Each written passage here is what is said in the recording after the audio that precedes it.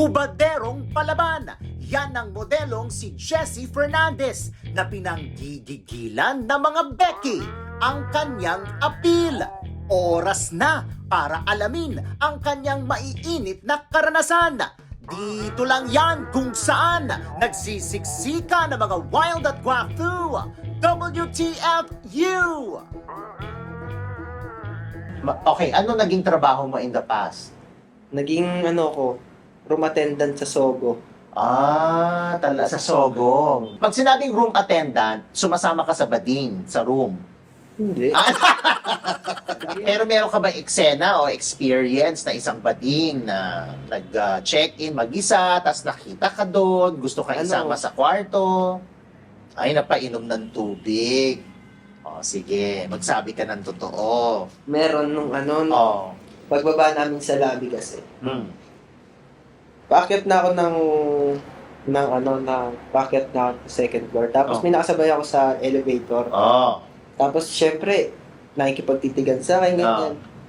Syempre ako, tinitingnan ko din siya. Tapos pagdating namin sa second floor, dumiretso siya sa kwarto niya. Tapos parang ayaw niya pa isarado yung pinto. Parang hinihintay niya ako, gano'n. Pag nagbibikini ka, nilalagay ka sa loob. Nung una, wala. Nung una, wala. Kasi wala pa akong kaalam-alam talaga. Tapos pero ngayon, na matagal ka, may nilalagay ka na. Meron. Ano nilalagay mo?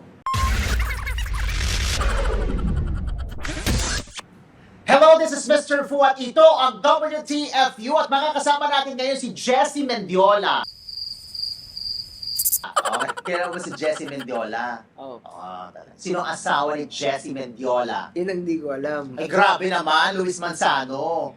Hindi, ang kasama natin ngayon ay si Jessie Fernandez. Tama? Si Jessie Fernandez po ay matagal nang tumigil sa pamamakla pero bumabalik sa ngayon. Tama? Tama. Tama! Sa tamang tumigil o hindi? Tuloy-tuloy lang. Tumigil. Tumigil. Tapos Tuloy-tuloy. ngayon itinuloy na ulit. At least, aminado siya. Parang bagets ka pa, ilang taong ka na? 21 po. Totoo yan. Opo. Okay, 21 years old. At sa murang edad niyang ito ay talaga naman nagbibikini open na. O paano ka napunta sa pagbibikini open? Sa classmate ko lang po na nag-modeling po. Okay. Tapos po ako sa agent niya na nagbibikini open po. Tapos doon na po na Doon ka na. Yung bading na agent. Opo. Talaga. So, paano ginawa? Nag-model ka muna sa bading? Hindi po, nagsimula po yun sa Isitan Recto eh. Okay. So, sobrang payat ko pa po nung nagsimula. Talagang hindi pang modeling talaga yung katawan. Okay. Tapos, Pero ano suot mo nun? Bikini po na. Bikini na. T-back, ganon? Hindi pero po. Tapos Nung nag-modeling na doon, ang dami pong nag-chat sa akin na sponsoran kita sa gym, ganyan. Tapos yun po, tinanggap ko yung mga sponsor. Tinanggap mo yung mga sponsor. Ang dami, not just one, not just two, but plenty. Mga ilan yon? Isa lang naman. Okay. So, pinag-gym ka, ganon. Tapos, ginawa ko ng bading. Hindi naman. Hindi naman. Parang sinaportahan lang din po talaga ako. So, nagpalaki ka na ng katawan, tapos tuloy-tuloy na yung pagbibikini mo. Nananalo ka naman. Minsan, pero minsan talagang kulelat. Kasi may mga matatagal na po yung nakakalaban namin. Mga veterano, kumbaga. So, kapag di ba syempre first time sa'yo, payat ka pa, kinabahan ka ba? O dead man na? Hindi. Kasi ang ko lang nun, parang trip-trip lang po. Na parang may TF to, kailangan to. Pag nagbibikini ka, nilalagay ka sa loob. Nung una, wala. Nung una, wala. Kasi wala pa akong kaalam-alam talaga. Pero ngayon, na matagal ka, may nilalagay ka na. Meron. Ano nilalagay mo? Tissue lang. Tissue, Gano'ng karaming tissue isang rolyo? Hindi naman. Mga 3 tupi lang. 3 tupi. Okay. Yung 3 tupi na, tissue na square o yung tissue na rolyo? Tissue na rolyo. Tapos Yung rolyo na- tutupi mo siya sa 3. So, ilang rolyo ang kukunin mo? 3.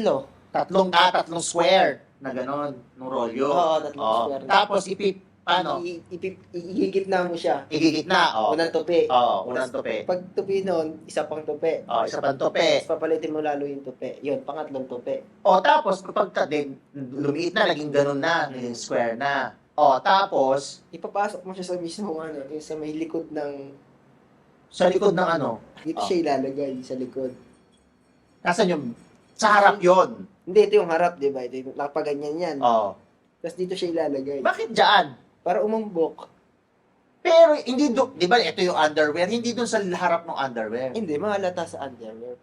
Lalagay mo. Ay, yung mga peking, kineme, nag-try ka na rin noon. Yung, Oo, nag-try na din. oh. Kaso, minsan, nahalata din kasi, kaya minsan hindi na ako nagsusuot ng ganun. Halata na masyado. Pag manipis yung bikini mo, Halatang mahalata peke. siya, oo. Tsaka yung parang tilag na tilag, ano, di ba? Parang, Buhay na buhay. buhay na buhay. Parang 5 oras ka na rumarapo, buhay din siya namatay, ganon? Okay. So, sino naglalagay nung tissue? Ako, Ah. kami, mga model. Kayo? Naglalagayan kayo, ganon? Hindi, ano, sarili-sarili. Sarili-sarili nalagay.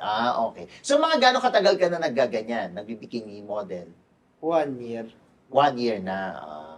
Naka 1 year lang. Na-try mo na yung walang suot? Naglakad ka, rumampa ka? Hindi pa. Pictorial, ganyan, na walang Hindi suot? pa. Hindi pa. Pero payag ka sa ganon, Depende. sa bayad. Pero ikaw ba na-try mo na mag-artista, yung mga talent sa mga Hindi serye? pa po. Pero gusto mo ba mag-artista? If ever. Kung may opportunity, ano. Okay lang sa'yo. Eh, halimbawa yung mga Viva Max, papayag ka. Oo naman. Hindi Viva Max yun, di ba? So, halimbawa, papakita ng puwet. Oo, Papayag papayag ako. Palag. Okay. Pakita ng Junjun. May front. Palag. Palag! Dahil dyan, may sorpresa kami sa'yo. Meron tayong mga agent ngayon dito at kailangan mong ipakita yung harap. Ready ka na ba? Pwede na. Talaga. So, walang keme-keme sa'yo, basta maganda bayad, Oo. pakita. Okay. Pero pag babae, walang issue. Oo. Kasi babae naman. Babae yun. Eh, paano kung kapwa lalaki? Kapwa aktor, ang ka-eksena mo, BL series. Alam mo yung mga BL series? Yan. Yun ang ibibigay sa'yo. Kapwa aktor, trabaho lang naman. Hindi naman tututuhanin. Professional lang. Oo, payag, palag. Oo. Payag. Para sa trabaho. Para sa trabaho. Papakitaan kayo ng junjun doon, ganon. Kunwari lang naman, artista ka naman. Okay, pupayag ka, di ba? Sinong artistang lalaki?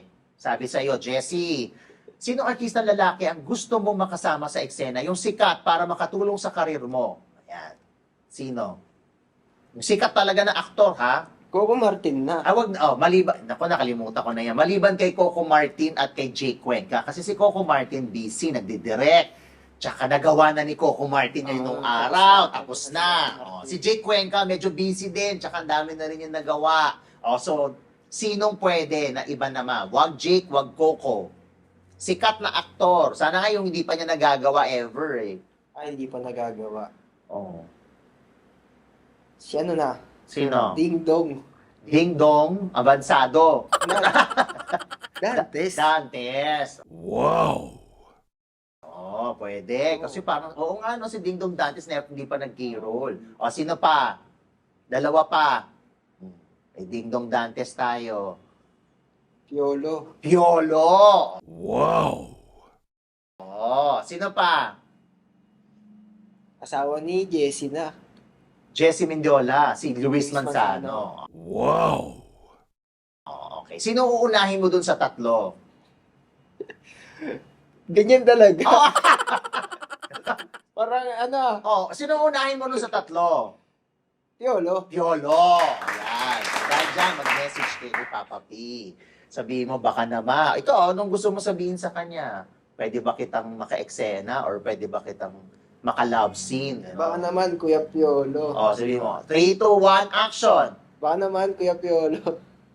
Ano? Baka naman pwede kita makasin. Isa pa. 1, 2, 3, go! Baka naman, Kuya Piolo. Pwede kita makasin. Talaga. Anong una mong gagawin kay Papa P? Halimbawa, anong tawag doon? Direct, di ba yung parang wala script? Parang Brillante Mendoza na bibigyan lang kayo ng eksena, tapos parang improvise. I-improvise. Bawa, ako si Direk Brillante, sabihin ko, eto ang eksena, nagkatagpo kayo ni Piolo. Sabi niya noon. Ikaw yung mas agresibo. Anong una mong gagawin para maipakita mo ang pagnanasa mo kay Papa P? Ganon. Ubaran na agad. Ganon. Sino mag-una maghuhubad? Ako maghuhubad sa kanya. Abangan natin yan, ha? May kamukha ka bang artista? Wala. May nagsabi ba sa'yo, Uy, Jessie, kamukha mo si, ganyan. Wala. Ikaw, direct, may nakikita ka ba? Simpleng, lang. Parang meron ako nakita yung mga naging child star noon, tapos lumaki na, yung mga gano'n. Meron ba nagsabi sa'yo na kamukha mo sa'yo? Wala. Talaga. Pero ano ka ba ngayon? Di ba, 21 years old. Anong natapos mo sa school or nagsuschool ka pa? Nag-i-school pa. Nagsuschool ka pa. O anong kinukuha mo sa school? HM po. Ano yung HM? Hospitality Management. Paano? Dahil gusto mo Chef. Wala. Maging chef. maging chef. Talaga. Pero nagluluto ka na. Opo. Marunong. Anong specialty mo? Ano yung gusto mo niluluto mo? Adobo. Adobong baboy, manok. Kahit baboy, Pwede marunong. na. Basta niluluto ka na. Okay, ngayon kasi, so continue sa pag-aaral. Opo. Tuloy-tuloy yung pag-aaral mo, tapos ang racket mo, bikini. Pero, nakapagtrabaho ka ba in the past? Yes. So, okay, ano naging trabaho mo in the past? Naging room attendant sa Sogo. Sa Sogo. Gano'ng katagal ka doon? Months lang. Okay. Pag sinabing room attendant, sumasama ka sa bading, sa room. Hindi. Naglilinis. Naglilinis. Okay. Ano yung para mga memorable mong experience na naglilinis kami, na-discover ka o parang nawirduhan ka na sa paglilinis mo sa kwarto ng Sogo? Nakakarinig ng mga kababalaghan. Ano to? Babae, lalaki? Babae, Minsan may Lalaki sa lalaki. Ba't mo narinig? Ba't nandun ka? Hindi ka naman maglilinis. Dapat mula ka dun. Siyempre, napapadaan sa kwarto. Napapadaan. Malaki kasi yun, di ba? Sa hallway, pagkadaan pala sa hallway, ang dami na. Talaga. Meron ba na halimbawa, kasi kadalasan may mga nag-check-in dyan, mag-isa lang sila para matulog or para magpahinga, di ba? Meron pagka-check out, malinis yung kwarto. Di ba?